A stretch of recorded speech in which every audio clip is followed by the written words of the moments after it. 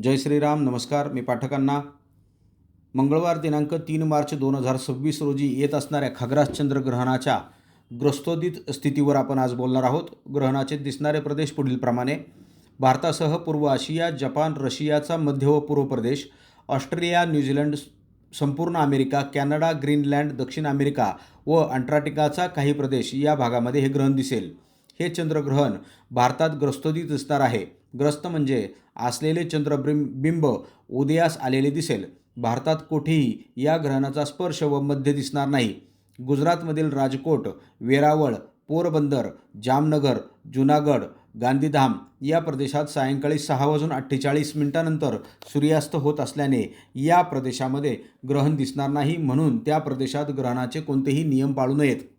पुण्यकाळ: चंद्रोदयापासून आपापल्या गावाच्या सूर्यास्तापासून ग्रहण मोक्षापर्यंत हे अल्पकाळ पुण्यकाळ आहे.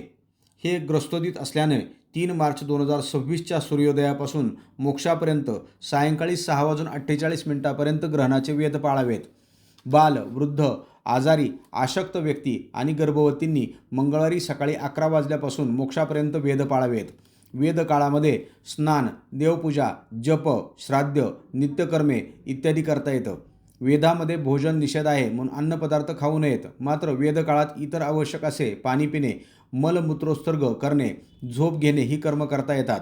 ग्रहण पर्व काळामध्ये म्हणजे आपल्या गावाच्या सूर्यास्तापासून मोक्षापर्यंत सायंकाळी 6:48 पाणी पिणे, मलमूत्रोत्सर्ग ही कृत्ये करू नयेत. ग्रहणातील कृत्ये: सूर्यास्त होताच स्नान करावे. पंचकालामध्ये देवपूजा, तर्पण, श्राद्ध, जप, होम, दान यापैकी जे काही असेल ते करावे. पूर्वी घेतलेल्या मंत्राचे पुनश्चरण चंद्रग्रहणात करावे. ग्रहण मोक्षानंतर स्नान करावे. अशौच असता ग्रहण कालामध्ये ग्रहणासंबंधी स्नान, दान करण्यापुरती शुद्धी असते. ग्रहणाचे राशीपरत्वे फल: मिथुन, तूळ, वृश्चिक, मीन या राशींना शुभफळ, मेष, कर्क, धनु, कुंभ या राशींना मिश्रफळ, वृषभ, सिंह, कन्या, मकर या राशींना अनिष्टफळ आहे. ज्या राशींना अनिष्टफळ आहे त्या राशीच्या व्यक्तींनी आणि गर्भवतींनी हे ग्रहण पाहू नये. जय श्रीराम. धन्यवाद.